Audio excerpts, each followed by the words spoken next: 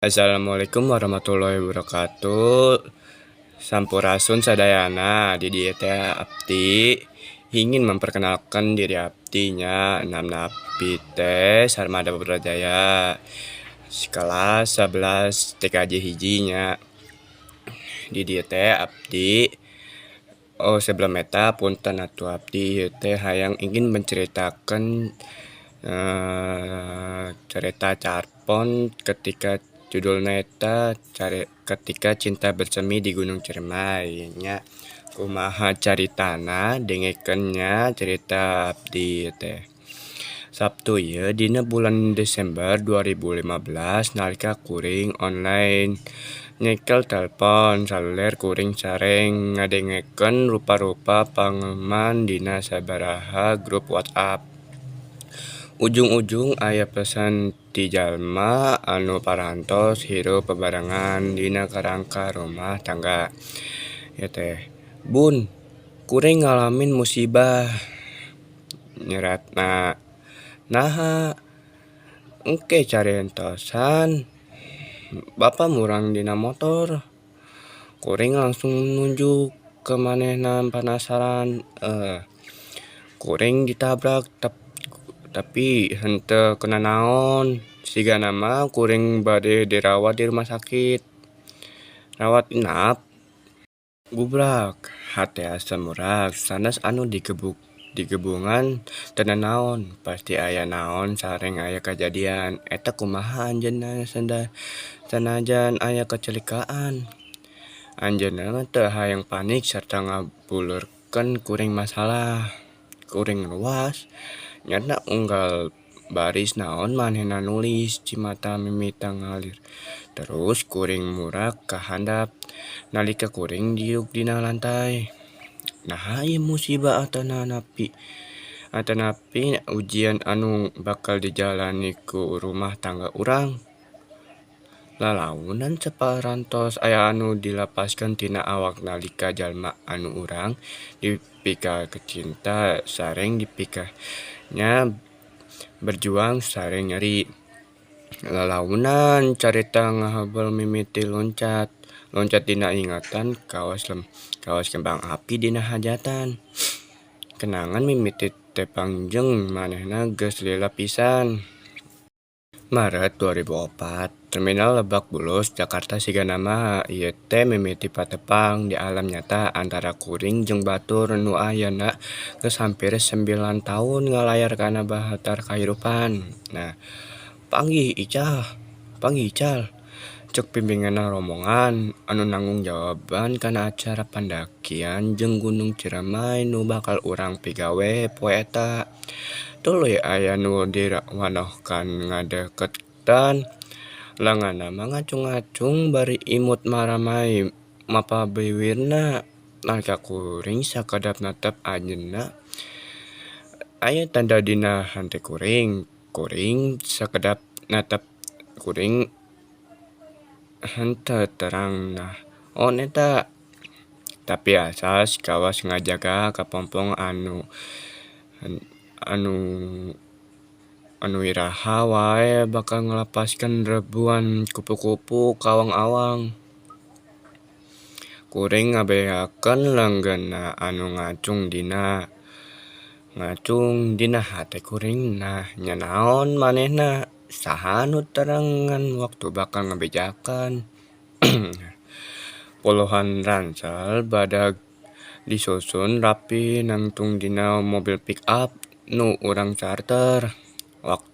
Waktosna urang sasarengan ngubara ka Desa Apuy, Kabupaten Majalengka saatos naek bus antar kota, antar provinsi. Desa Apuy nyaeta desa anu baris jadi lawang urang kana jalur pendakian Gunung Ciremai. Ieu gunung anu jangkungna 3.078 meter di luhur permukaan laut. Ieu mangrupai gunung pangluhur dina Provinsi Jawa Barat. Waktu eta desa Apuy mimiti rame ku pendaki lantaran dijadikan jalur alternatif pikeun asup ka Gunung Ciremay. Samemehna jalur anu biasa dipake nyaeta ngaliwatan jalur Linggarjati jeung jalur Palutungan di Kabupaten Kuningan. Jalur Linggarjati katelang jalur anu hese lantaran panjang teuing terlengkang keuing. Sementara eta jalur Palutungan teu pati populer. Miang di desa Apuy 1204 meter DPL. Pendaki kauntungan tina titik limbing dina jangkungna leuwih ta 1000 meter. Jalur di desa Apuy ke pos hiji Blok Arban 1014 meter DPL. Masih kene lega jalan turinggul anu bisa dilewatan ku kandara roda 4. Akhirna total jangkungna naek kalewatan jalur Apuy ti pos hiji nepi ka puncak Ciremay saberenang nemanangan anu 1464 meter. Sesampainya di desa Apuy, pendaki bisa ngumberan heula ka Curug Muara Jaya anu teu pati jauh. Ngan numpang ka handap desa Muara Jaya ka desa pikeun kurang leuwih 300 meter. Curug Muara Jaya bertingkat-tingkat, kelayanan jangkungna total kira-kira 73 meternya. Waktu harita kuring jeung 19 batur sapagawean anu jadi anggota. Waktu haritna kuring jadi anggota grup milis. Milisna nyaeta Hikem di Yahoo Group. Mimiti naik gunung di Cilemay di pos hiji Blok Arban. Saring ieu di mana carita naik gunung anu pinuh ka asmara di mimitian. Nah nya. Ya. Ayeuna Bapa di mana kuring ngetik surat demi surat lalawanan pisan. Rasa harewang nu teu pasti gemelar dina dada. Disahanten kasieun anu paling dapara parantos ngalewati nalika kacarikaan anu dijelaskeun. Anjeunna mah masih tiasa ngajanten. Anjeunna ngirim warta. Terus urang ke rumah sakit aberatos patam kitunya. Anjeunna ieu teh ngajawab sareng nyobian ngalihkeun parantos. Ayeuna Bapa di mana? Kuring ulang pananya sekali deui. Mantong sedih, kumaha mun teu sedih? Mun eta kecelakaan. Cimata ngabehakeun kuring sebabna malah leuwih ngabayangkeun yen anjeunna ayeuna mah geutihan wae bodi sisi jalan, meureun dina rumah sakit atawa di kantor polisi. Manggihan manehna lempeng jalana dina jalur upil antara pos hiji jeung pos 2. Lempeng hiji sangrea sajen leunggeun nyapen tasbih leutik siga nu ngecapkeun asma hiji-hiji. Kelihatan kagum mimita ngarayap. Ujug-ujugna mah kuring era sorangan nu karata kata jik. Kunitenan tetangkian Gunung Bari ngahalangkeun kawih ti budak leutik naek ka luhur gunung.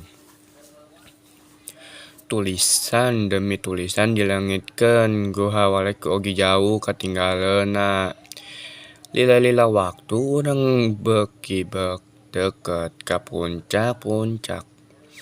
Kuring jeung panehna sok ngahaja beberengan. Bisa jadi lantaran wirahma undak usuk anu sarua atawa aya tatali sejen anu ngabengket pikiran teu katingali. Kitu deui nalika urang anjog ka puncak gunung. Nalika urang ngumbar ka kawah jeung nalika urang masang tenda. kebersamaan orang beki akrab. Nah anjeun ngerasa silih tarik atawa henteu jaro handap aya rasa aneh nu ngkrep di sagalana ngajadikeun tanda tanya tuh badag. Tandanya tuh badag. Waktu turun gunung ngaliwatan jalur tanda tanya ngaliwatan jalur Linggarjati anu panjang ngabengkokan kuring aya di harapan rombongan pendaki. Ngahaja nyempetkan lengkah ngarasakan kesepian bari ngarasakan kesegaran hawa gunung nu ngalir ngalewatan irung jeung baya. Entenan datangkalan nitana lukut jeung tedangunan atawa enggek lantaran geus capek ngarasakeun kesepian di alam gurun sok ngajadikeun diri jadi infori dibanding jeung kanggo panciptana. Ngandagoan lila teuing tim pendaki ngumpul di pos sigana mah teu mungkin. Lamun urang teu gerak awak urang bakal kaku alatan tiis. Sareng dina jangkungna mah saparantos kitu. Urang pasti rawan hipotermia. Kuring oge ngajejerkeun jalanna ka handap ka pos Batu Lingga dituturkeun ku manehna. Abdi henteu terang di mana di pos. Urang dieureunkeun sareng ngantosan tim sadayana kumpul. Teu mungkin ninggalkeun aranjana nalika poek. Urang mutuskeun pikeun antosan beristirahat sarta nyieun teapas pikeun maranehna mah anu telat. Saatos aya malah 20 orang. Urang mutuskeun pikeun tetep sapoting poes di pos. Ngganggo di jalur Linggarjati sanaos turun gunung anu gencang-gencang. Tim pendaki urang ngaboncong sarengna jalana lahar kusebab hujan. Nyebut sababaraha anggota tim anu slipet anu tatu. Teu peduli mung aya tulang dina dirontokeun anu saresna digaruk. Tulisna dina pesen di WA. Kuring reueus X-ray artina aya tulang anu disangka patah. Dina layar luhur smartphone anjeunna mah tiasa ninggalkeun anjeunna online sareng nyerat. Saha nu aya sarengan anjeun? Kantor abdi nuju melearan nujukna abdi bade ngawarantos anjeunna mah abdi henteu kapikirkeun. Ieu morona beda sebelah latatak. Kuring ngadenge anjeunna mah teras ngetik deui. Abdi mah tos direntengeun leres beulah kancamna pegat. Aduh Gusti, kuring curik dieu. Tapi di waktu ieu bangun ganceng sareng rapi kanggo nyusul anjeunna. Isukana turun ka Linggarjati. Ting Linggarjati rombongan nuju ka stasiun kereta api Cirebon. Teras angkat ke Jakarta. Kuring harewang aya hal anu katetep napel dina ingatan kuring nyaeta kecap perpisahan. Naha tetep napel dina. Naha urang bakal pendak deui dina hiji dinten. Sementara eta kuring kudu ngapung deui ke Banten. Anjeunna mah katinggalan cangcayana seolah-olah anjeunna mah gaduh garis. Anjeunna mah katinggali cangcayana seolah-olah anjeunna mah gaduh garis. Kecap mana anu hoyong diecapkeun. Curing hak banget layu siga aya harapna nu teu kampe. Aduh, hati-hati di jalan. Eta sadayana anu kacatet dina memori sarta kami dipisahkeun pikeun jumlah kanyahoan waktu. Pikeun manuntungan waktu kuring ningali manehna lempeng jauh saluaran stasiun kereta. Sora mesin mobil eran di pakarangan kuring ngintip di tukangan ordeng. Panto mobil dibuka katembong liliasan jeung cape awakna nyarende kana jok mobil. Bajuna mah dicabut lengan kencana talian kana tali pandangan anu nyanggakana sangkan tegerak teuing. Ya Allah, mudah-mudahan diamang kuring ngerendengan sorangan tuluy buru-buru nyepikeun baju ganti keur manehna. Aya nu ngantrok deui kana panto. Kuring awak ngagrogorokan nanya nangguan.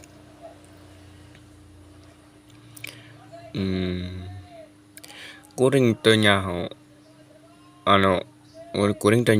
naon anu kuring nempatkeun dina kantong kuring sabab kuring buru-buru teres kencang keluar sareng ngonci panto imah. Abdi hayang nangkep anjeunna. Naroskeun anjeunna mah tetep tabah dina sagala musibah ieu. Allah teh sayana milik deui ka anu tabah dina sagala musibah. Anu katabrak geus di jalan tol bari punduk kencana mah geus satik retakan. Dina kelenje kahiji eta ngarofieung mun ngabayangkeun yen kacelakaan eta bisa nyokot nyawana.